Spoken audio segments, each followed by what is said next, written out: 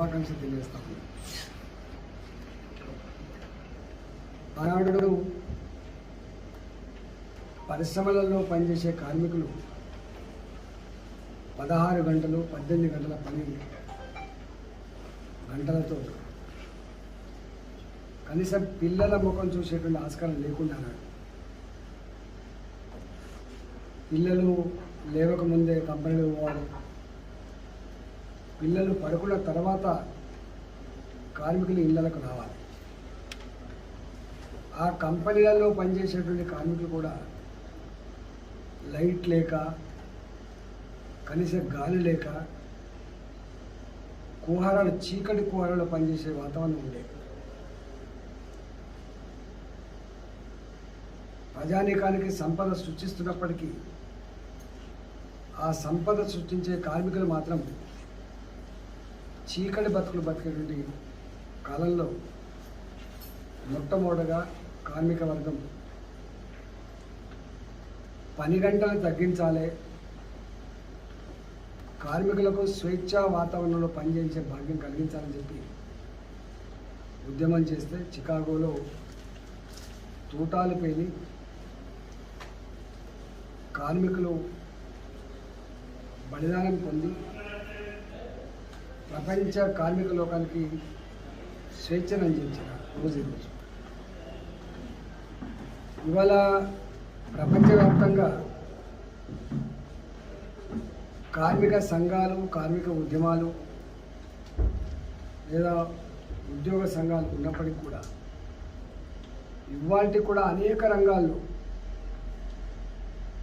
Private సంస్థల్లో పనిచేసే వాళ్ళకి 8 గంటలకు బదులుగా 12 గంటల పనిదినాలు నడుస్తున్నాయి. ఇప్పటికీ చదువుకున్న వాళ్ళకు కూడా MBAలు, MCAలు, ఇంజనీరింగ్ చదివిన వాళ్ళకు కూడా 12,000 రూపాయలే నెలకు. వాళ్ళు వేసుకునే డ్రెస్ విలువ కాదు అసలు. వాళ్ళు నిన్న శంషాబాద్ ఎయిర్పోర్ట్ దిగితే ఆయన చదివింది PG, ఆయన పొందుతున్న జీతం 12,000. ఆయన డాబు దర్పం కోసం అక్కడ పనిచేయాలి కాబట్టి ధరించిన కోటు 20,000 రూపాయల కోటు. అంటే ఆ కోటు వెనుక ఎంత విషాదం ఉంటుందో దాన్ని బట్టి అర్థం కావాలి. ఇవాళకి కూడా చదువుకున్న పిల్లలు ప్రైవేటు కంపెనీలలో, ప్రైవేటు సంస్థల్లో పనిచేస్తున్నప్పుడు వాళ్ళ మెడలో ఐడెంటిటీ కార్డులు వేలాడినా,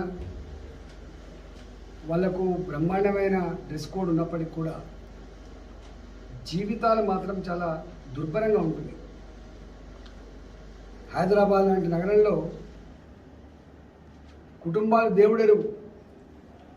ఒక వ్యక్తి బతకాలంటే ఒక 5,000 రూపాయలు ఇల్లు కిరాయి కట్టాలి, షేరింగ్లో. అది కూడా బస్ కిరాయిలు పోతాయి.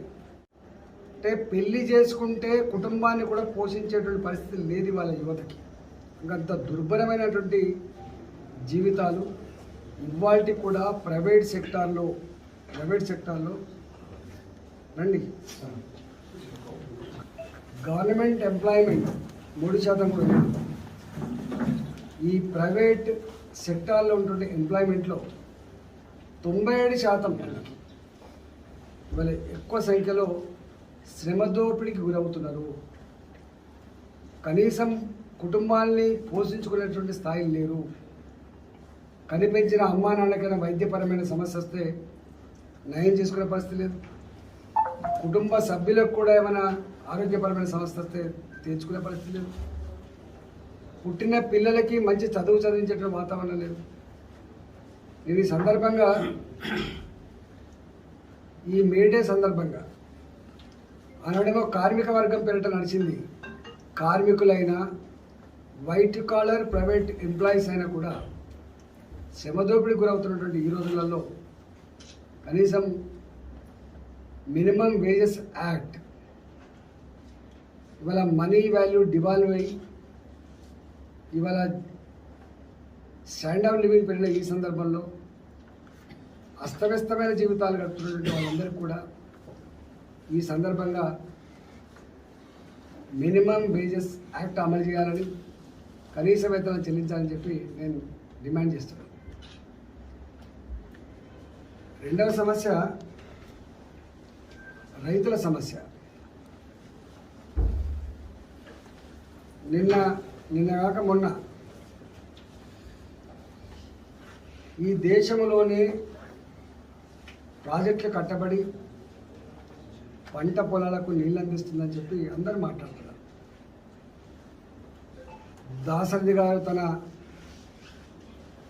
పద్యంలో రాసినట్టుగా 1,00,00,000 ఎకరాల మాగానని చెప్పి ఈ రాష్ట్ర ముఖ్యమంత్రి గారు కూడా చెప్పారు. లక్షల కోట్ల రూపాయల డబ్బు ఖర్చు పెట్టి అపర భగీరథుల్లాగా తెలంగాణ ఎండిపోయిన పంట పొలాలకు నీళ్ళు అందిస్తున్నటువంటి ముఖ్యమంత్రి చెప్పుకున్న ఈ రాష్ట్రంలో 1,00,00,000 ఎకరాలు దేవుడెరువు, పాత ఆయకట్టు, ఇలా ఎస్ఆర్ఎస్పి కింద పాత ఆయకట్టు 14,40,000 ఎకరాలకు పూర్తి స్థాయిలో నీళ్ళు అందొచ్చు కాలుష్యం లింక్ అయిన తర్వాత. మహబూబ్ నగర్లో ఆనాటి ప్రభుత్వాలు మొదలుపెట్టినటువంటి కల్వకుర్తి, నెట్టెంపాడు, భీమా, కోయిల్ సాగర్ లాంటి ప్రాజెక్టుల ద్వారా కాలువలు లేకపోయినప్పటికీ కూడా చెరువులు నింపుకుంటే బాయిలల్లా బోర్లల్లో కొంత నీళ్ళు ఛార్జ్ అయితే వరుణుడు కరుణించి ప్రకృతి సహకరించి కొంత వర్షాలు పడి బోర్లల్లో బావులలో నీళ్ళు ఛార్జ్ అయ్యి పంటలు వేసుకుందామని చెప్పి రైతులు సాధించిన రాష్ట్రం, సాధించిన ముఖ్యమంత్రి కేసీఆర్. బిక్కుబిక్కుమంటూ చేసేది లేక చివరికి రైతాంగం అంతా కూడా వారి భాషల్లో చెప్పాలంటే 20 లక్షల ఎకరాల పంటలు వేయలేదు రైతులు నేను చెప్పడం వల్ల అని చెప్పింది. మిగతా 35 లక్షల ఎకరాలు 35 లక్షల ఎకరాలు సాగైందని చెప్తుందో ఆ సాగైన దాంట్లో మక్కలు మేల్ ఫీమేల్ ఎక్కువ పెట్టింది. మక్కలు కూడా పెట్టలేదు చక్కగా. వరిలో మేల్ ఫీమేల్ పెట్టింది. తర్వాత ఓన్ పాలినేషన్ ఓపీ ప్యాడీ పెట్టింది. కొద్ది గొప్ప తినడానికి సన్నబట్టలు పెట్టింది.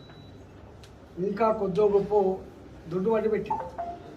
మొత్తంగా చూసినప్పుడు ఈ 35 లక్షల ఎకరాల్లో కూడా మేల్ ఫీమేల్ ఓపీ ప్యాడీ సన్నవడ్లు తీసేస్తే ఇంకా కొద్ది మాత్రమే మార్కెట్కి వచ్చే ఆస్కారం ఉంటుంది. ఈ కొద్ది పంటను కూడా కొనడానికి ఎంత రాద్ధాంతం చేస్తుందంటే చాలా తక్కువ పంట పండింది. మునుపటి లెక్క కళ్ళాలు లేవు, మట్టి పిల్లలు రావడానికి ఆస్కారం లేదు, ఇసుక కలవడానికి ఆస్కారం లేదు.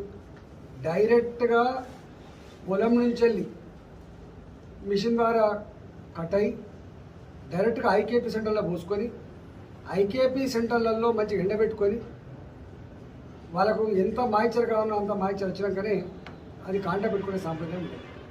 ఉంటే గింటో అరకిలో కిలో తాళెళ్ళే ఆస్కారం ఉంటుంది తప్ప వేరే మార్గాలు లేవు. అది కూడా మిషన్లు ఖరాబ్ అయినవి ఉంటే. కానీ ఇవాళ 40 కిలోల బస్తా వాళ్ళకి 600 గ్రాములు గన్ని బ్యాగ్ వాళ్ళతో 40.6 కిలోల జోక్కోవాలి. బాజాప్తా ఐకేపీ సెంటర్లోనే తాళుందని ఇట్లా అయితేనే మీరు జోక్కుంటామని చెప్పి వాళ్ళని వేధిస్తే 42 కిలోలు 43 కిలోలు పెడుతున్నారు. 40 కిలోల బస్తకి 42 కిలోలు 43 కిలోలు పెడుతున్నారు. అంటే దాదాపు 40 కిలోల బస్తా మీద ఒక 2 కిలోల 2.5 కిలోలు ఎక్కువ చూపుకుంటే దాదాపుగా క్వింటల్ పేరిట 5 నుంచి 6 కిలోలు ఎక్స్ట్రా పోతుంది. అంటే క్వింటల్ వెనుక ఒక రైతు లాస్ అయ్యేటువంటి నష్టం 100 రూపాయలు. ఆల్మోస్ట్ 1960 1920 రూపాయలు ఉంటే 100 రూపాయలు తక్కువతోటి ఇలా వడ్లు కొంటున్న మాట వాస్తవం. ఒకవైపు ప్రభుత్వం ఏమో 40 కిలోల 600 మాత్రమే పెట్టాలని చెప్పి వాళ్ళు హుకుం జారీ చేస్తే ఇక్కడ మాత్రం ప్రాక్టికల్గా జరిగేది 42 కిలోలు 43 కిలోలే పోతున్నాయి. నేను ఒకటే సూటి అడుగుతున్న ప్రభుత్వాన్ని, మీరు మాటలు మాట్లాడడం కాదు, గ్రౌండ్లో ఏం జరుగుతుందో ఒకసారి చూడమని చెప్పి కోరుతున్నాను. రెండవది అతి బాధాకరమైనది ఏంటంటే ఈ సెంటర్లలో కూడా ఇప్పటికీ సరిగా మొదలు కాకపోవడం వల్ల 200 300 తక్కువతోటి వాళ్ళు అమ్ముకుంటున్నారు. రైస్ మిల్లర్లు ప్రైవేట్లో వడ్లు కొనుక్కొని ఇవాళ దీన్నే ఎఫ్సీఐకి పెట్టేటువంటి ఆస్కారం ఉంటుంది. కాబట్టి దీని మీద అంటే పండిందే తక్కువ, మార్కెట్కి వచ్చేది మరింత తక్కువ. దాంట్లో కూడా ఇవాళ ఐకేపీ సెంటర్లు సకాలం తెరవకపోవడం వల్ల, సకాలంలో కాంటాలు పెట్టుకోకపోవడం వల్ల రైతులు ప్రైవేట్లో అమ్ముకునేటువంటి పరిస్థితి వచ్చింది. దాని ద్వారా దాదాపు ఎకరానికి 5,000 పైచీలకు నష్టపోయేటువంటి ఆస్కారం ఉంది రైతు. ఇలా 20 క్వింటాలు కనుక వడ్లు వెళ్తే 300 కనుక నష్టపోతే 6,000 రూపాయలు పోతాయి. రైతు బంధు 5,000 ఒక చేతిలో ఇచ్చి ఇవాళ రైతు దోపిడీ గురి అయితే 5,000 నుంచి 6,000 రూపాయలు నష్టపోతున్నారు. దీని మీద ఇవాళ ఇది ప్రగతి భవన్లో కూర్చున్నకు అర్థం కాకపోవచ్చు, కానీ ఫీల్డ్ మీద రైతాంగంతో కలిసి వాస్తవాలు చూసినప్పుడు మాత్రమే కనబడతాయి. కాబట్టి దీని మీద వెంటనే ప్రభుత్వం స్పందించి రైతాంగాన్ని దోపిడీ నుంచి విముక్తి చేయాలని, దోపిడీని అరికట్టాలని చెప్పి మేము డిమాండ్ చేస్తున్నాం. మూడవది, ఇలా మొక్కజొన్నలు అయితే అసలు ఏనే లేదు. కరీంనగర్ జిల్లా, వరంగల్ జిల్లా అయితే మొక్కజొన్నలు మంచి బ్రహ్మాండమైన పంట పడుతుంది. ఇలా లేక ఇలా ఉల్టా దాని మీద డిపెండెంట్ ఇండస్ట్రీ కూడా కొలాప్స్ అయిపోయింది పోటీ. మూడవ అంశం ఏంటంటే మిషన్ భగీరథ. ముఖ్యమంత్రి గారు అన్నారు భారతదేశంలోనే ఇంత గొప్పగా అమలు చేయబడ్డ స్కీమ్, ఇవాళ బిస్లరీ వాటర్ ఎట్లా ఉంటాయో అంత గొప్ప నీళ్ళు తాగుతున్నాయి మా పల్లెలలో, గిరిజన గూడాలలో, చెంచు పెంటలలో, లంబాడ తండలలో చెప్తున్నారు. మళ్ళీ చాలా గ్రామాల్లో, వేలాది గ్రామాలలో మళ్ళా పాత బావిల నీళ్ళు, పాత బోర్ల నీళ్ళే తాగుతున్నారు తప్ప ఈ నీళ్లు వస్తలేవు. ఒకసారి ట్రంక్ లైన్ కనుక డిస్టర్బ్ అయితే 10 రోజులు 15 రోజులు నీళ్ళు ఆగిపోతున్నాయి. ఇవాళ ఎండాకాలంలో చాలా, ఇవాళ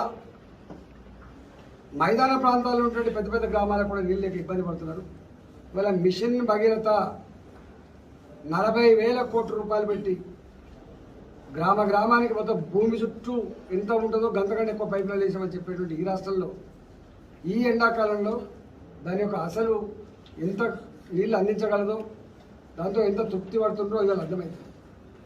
నాకు తెలిసి 90% గ్రామాలలో పాత బావుల నీళ్లు, పాత బోర్ల నీళ్లు కలవకుండా ట్యాంకులలో కేవలం మిషన్ భగీరథ నీళ్లు తాగిన ఊర్లు ఏవి లేవు. పట్టణాలలో ఉండొచ్చు కానీ ఎక్కడ మాత్రం లేవు. ఇవాళ ఇది ఈ రాష్ట్రంలో చూస్తుంది. అనేక కథనాలు ఇవాళ వస్తూ ఉన్నాయి. అంటే మాటలు మాత్రం చాలా గొప్పగా ఉంటాయి, అదరగొట్టేదిగా ఉంటాయి, కానీ చేతల్లో మాత్రం లేదనడానికి మిషన్ భగీరథ ఒక సజీవ సాక్ష్యం. అట్లనే యాదగిరి టెంపుల్,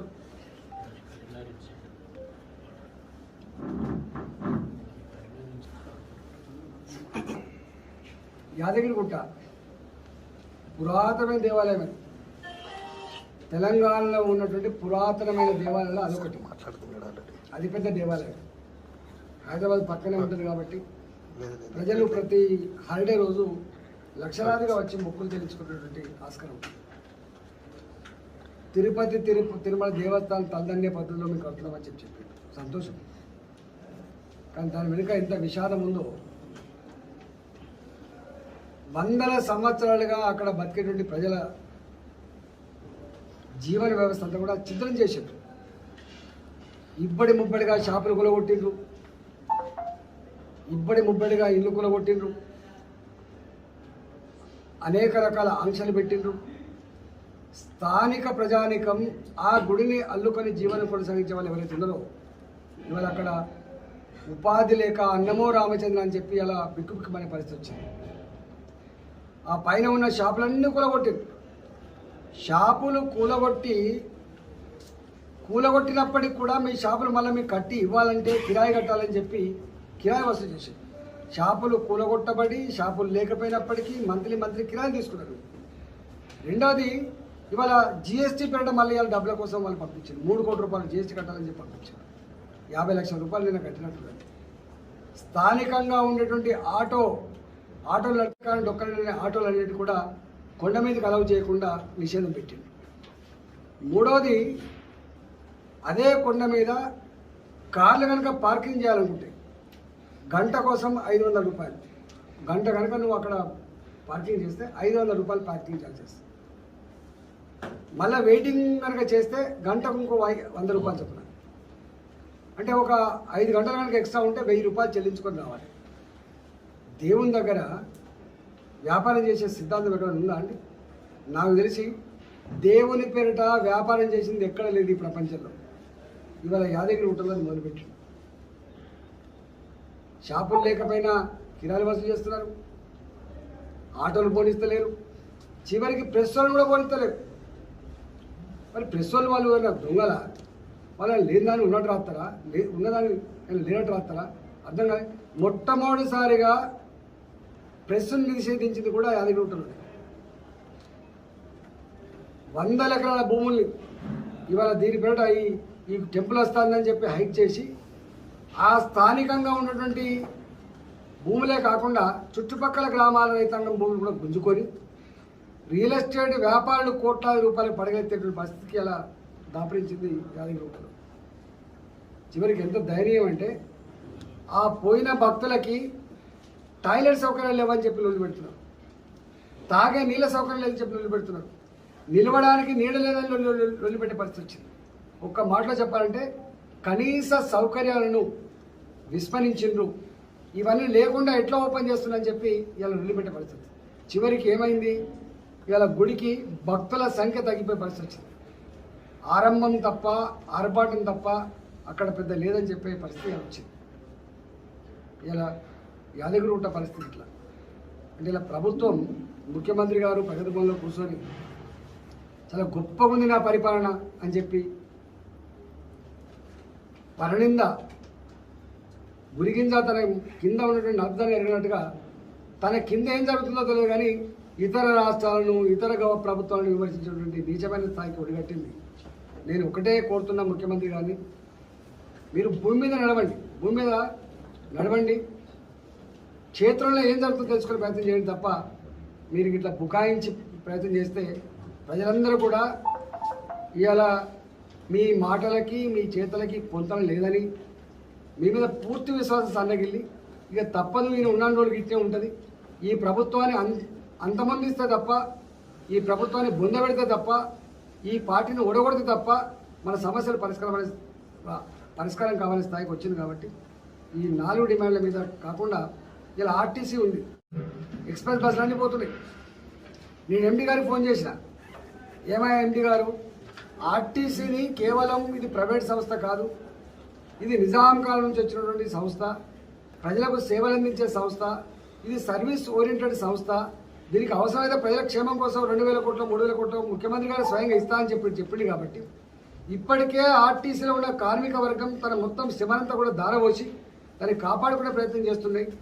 పేద పిల్లలు స్కూళ్ళకు కాలేజీలకు పోవడానికి ఇలా దోహదపడుతూ ఉన్నది. అది పేద ప్రజానికం గ్రామాలలో పాలన కానీ కూరగాయలు కానీ పొద్దున పూట తీసుకొని తోడ్పాటు అందిస్తూ ఉన్నాయి. ఇంత గొప్ప సర్వీస్ అందిస్తున్నటువంటి ఈ ఆర్టీసీని వ్యాపార కోణంలో చూడదని చెప్పి ముఖ్యమంత్రి గారు స్వయంగా చెప్పారు.